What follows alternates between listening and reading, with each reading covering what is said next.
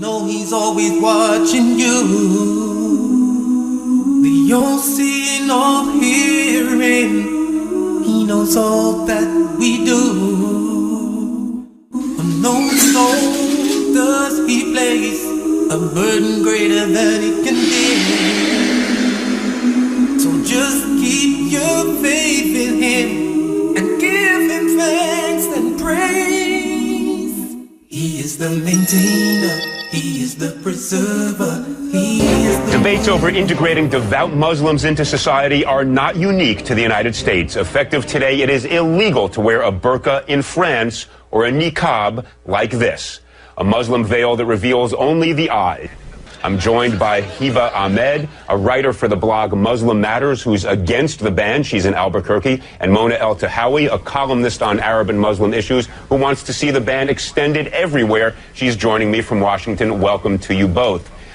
Let me begin, if I might, by quoting President Sarkozy of France in his justification for the law. It's kind of a remarkable statement. He says, and I quote, this is the President of France, "The burqa is not a religious symbol. It's a sign of enslavement, of debaseness. I want to say this solemnly. The burqa will not be welcome on the territory of the French Republic. We cannot accept in our country women imprisoned behind a mask, deprived of all social life, of their identity." So, Mona, let me start with you. You want to extend this ban across the world. Do you agree with President Sarkozy that merely because somebody wants to dress like this, they choose to dress like this, they shouldn't be permitted to do so?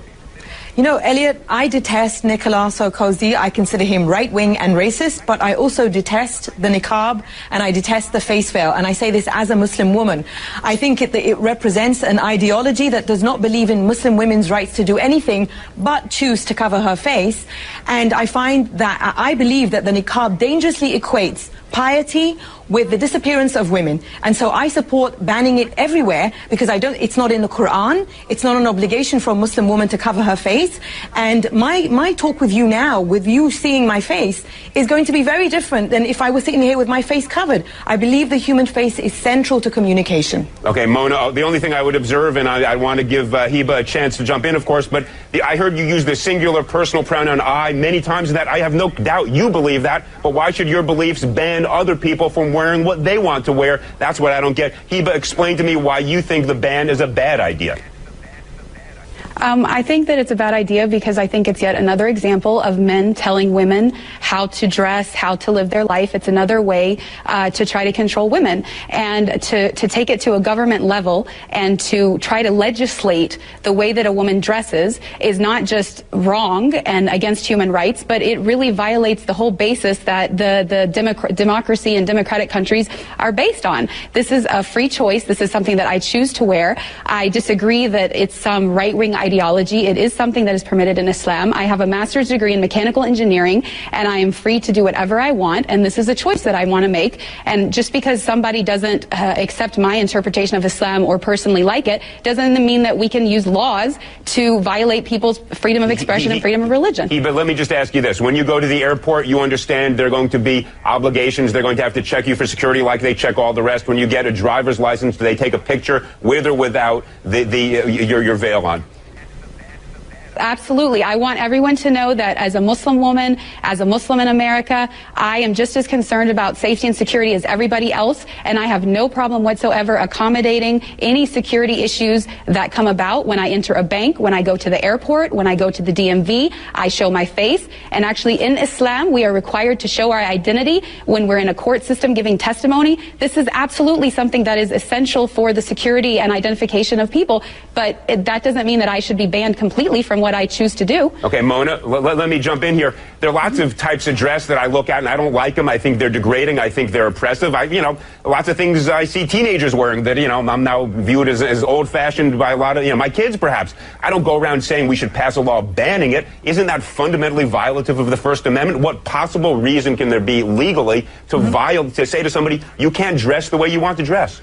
Actually, Elliot, the government does tell people how they can and can't dress all the time. You cannot walk outside naked. There are many states here in the US where 3 or more people cannot be together in public with wearing a face mask. So the government actually does legislate over our wardrobe, but no, everybody conveniently forgets that. I would like to ask Heba, you know, once I'm done talking, if she works, because we've been on media shows together where we've been on opposite ends of this argument. And I know from what she said before that once she started covering her face, she stopped working. So my argument is, and this is not just about I understand what the point that you were making earlier, Elliot.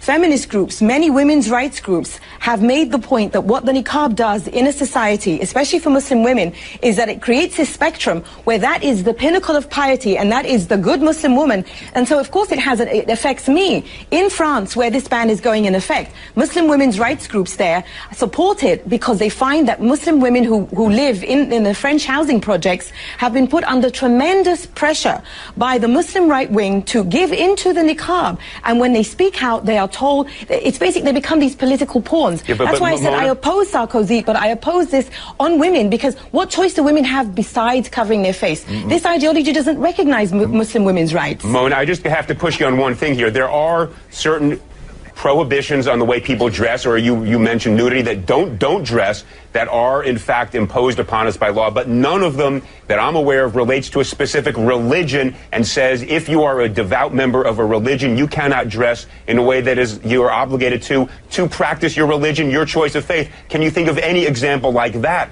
Because I can think of 1,000 other laws, if this were upheld, that suddenly we would limit all sorts of things that people do for their religious beliefs because we don't agree with it. Wouldn't that be a very dangerous thing to do? See, this is, I think, where these right-wing interpretations of religion get a free pass, because everybody says, well, it's my religious obligation. It's my religious right to do this. Let's look really at what we're talking about here. We're talking about the disappearance of women justified in the name of them becoming closer to God. So the closer you want to become to God, the less of you, the more you disappear. This Mona, is not accepted by the majority of Muslim schools of thought. Well, one at a time. I disagree. Guys, one at a time. Heba, excuse me, jump in. Tell us, has anybody forced you to do this? Is this something you're doing of your own free will? Nobody has forced me to do this, and I really have to disagree with the statistics that Mona is trying to put forth, because studies have shown that there are only 2,000 women in France that wear the niqab. The majority of them are converts who converted to Islam and are voluntarily choosing to do it. This is my choice. Nobody can force me to take it off. I would not take it off even if you paid me to do it. And the fact of the matter is that I have never met a single Muslim woman in all of my travels around the world that is being forced to wear it. I understand Mona does not like it and does not want to wear it personally, but she keeps talking about her own feelings about it, and she wants to use the law to support it. If she wants a diversity in Islamic belief, then she has to accept my version just like she wants me to accept hers. Mona, let me ask you this question. Do you have any evidence to support your statement that women are forced to wear this? And let me ask you this. If women are being forced to do something they don't want to do, there is recourse other than banning this entire mode of dress that is chosen, as we just heard from Heba, by people who do choose to wear it of their own free will. You know, I lived in Saudi Arabia. Heba says that she's traveled the world and she's never met a woman who's been forced to wear it. I lived in Saudi Arabia where millions of women are forced to cover their face. But now that the argument will be, well, that's in Saudi Arabia, not in France. What choice does a woman have when she's told she will burn in hell if she doesn't cover every inch of her body? What kind of a choice is that? So of course these women who convert to this ideology, I've never heard anybody say that. The women who convert to this ideology, who are then told that this is how to be a good Muslim woman, to be close to God, to avoid hellfire, is there really a choice in that? And I believe when you have a law like this, you know, I told you, I detest Sarkozy. I consider him racist, but I will not sacrifice Muslim women's rights in order to uphold the Muslim right wing, which I believe is misogynist. With a law like that, a woman can tell her husband or any male relative who is forcing her to dress like this, the law says I don't have to dress like this. Mona, let's not deal with Saudi Arabia. Different customs, different laws. We have a First Amendment. No, I was talking about France. I was talking about France. Wait, hold on one second. In the United States, we have a First Amendment that gives people the right to practice religion as they wish. Do you not think that a law that in the United States that would ban this form of dress would violate the First Amendment permission to practice religion as each individual sees fit? Well, this comes back to religion again. Everything is allowed just because someone says it's their religious belief. You know what I think? No, Mona, you're going to jump in. Hold 1 second. It's banned or permitted until there is some compelling state interest on the other side, but it's got to be an overwhelming interest. What is the overwhelming interest that would justify us in banning a type of dress that people choose as a result of their religion? Well, all the reasons I just gave you, but I will repeat. I believe that this is genuinely harmful to Muslim women because it creates this pinnacle of piety in which a Muslim woman is told, this is the closest you can get to God, and she's disappeared. I'm no longer here. You don't even know who I am. The face is central to communication. And not just that, it objectifies women. The pinnacle of objectification. Look, I agree with much of what you're saying, but not as a matter of law.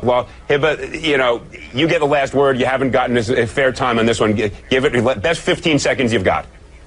Basically, I want people to know that when I choose to cover this way, it's because I am fighting against a systematic oppression against women in which women's bodies are being sexualized and objectified. This is a different perspective and a different form of empowerment in which I think when I'm in public, my sexuality is in my control and people have to deal with my brain and who I really am and not judge me by my body. And if we want to really talk about the oppressive situation of women, let's talk about all of the eating disorders, all of the plastic surgery, all of the unhealthy diets that are being done, all in the name of having the perfect body. To me, this is liberating and this is empowering. Mona keeps saying, I believe, I believe, I believe. Well, we don't make laws based on what Mona believes or what anybody believes. All right, guys, it's based on whether or not... This is clearly not an issue we're going to resolve in the next 10 seconds. I want to thank you both, Hiba Ahmed and Mona El-Tahawy. Clearly a passionate and important debate.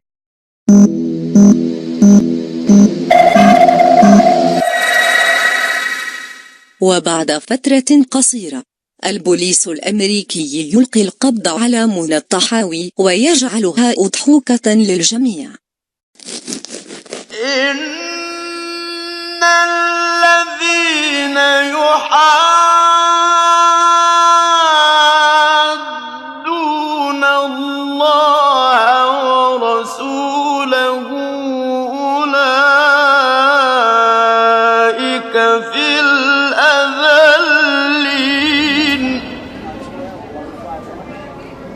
I'm expressing myself freely, and I hope no one goes down. If you're on Twitter, tweet that Mona El-Tahawy was arrested.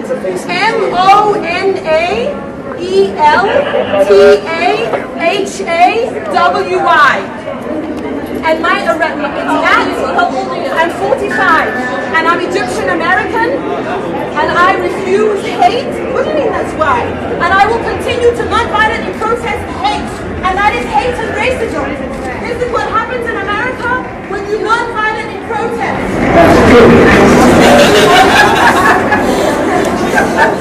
Allahu Akbar, Allahu Akbar. Peace, the solution for humanity, eternally. Oh, peace, peace is what we need.